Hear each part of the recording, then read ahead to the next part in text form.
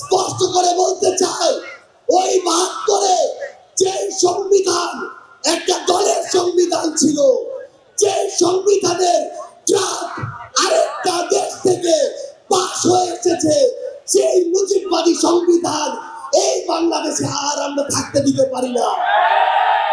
আমরা আজকের এই মঞ্চে মুজিববাদী সংবিধান ভেঙে চুরে শেষ করে দিয়ে নতুন সংবিধান চাইতে এসেছি। সংগ্রামী সহযোদ্ধারা, আমাদের যে লড়াই, এই লড়াই শুধু ২৪-এর জন্য লড়াই না। ওই ২০০৯ সালে বিডিআর পরিকল্পিত হত্যাকাণ্ডে যাদের হত্যা করা হয়েছে, তার পিছনে প্রত্যেক কুশলীদের সর্বোচ্চ শাস্তি চাওয়ার জন্য আজকে আমরা এই মঞ্চে এসে হাজির হয়েছি। ওই শাপলা চত্বরে ১৩ সালে যাদেরকে নির্মমভাবে হত্যা করা হয়েছে, তাদের পিছনে যারা কাজ করেছিল, সে সকল খুনিদের বিচার চাইতে আজকে আমরা এই মঞ্চে এসে দাঁড়িয়েছি।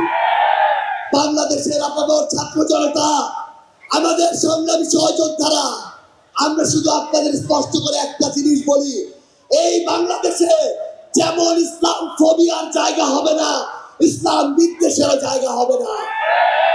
এই বাংলাদেশে আমরা যেমন কোন জঙ্গিকে দাঁড়াতে দিব না, তেমনি কোন জঙ্গি নাটকও করতে দিব না। এই বাংলাদেশে সিভিল সোসাইটি নামের কোন দালালকে আর ক্ষমতার চাটুকারিতা করে পার পেতে আমরা দিব না। ইনশাআল্লাহ আপনাদের সাথে আমাদের দেখা হবে সংগ্রামের রাজপথে অথবা বিজয়ে। ইনকিলাব জিন্দাবাদ।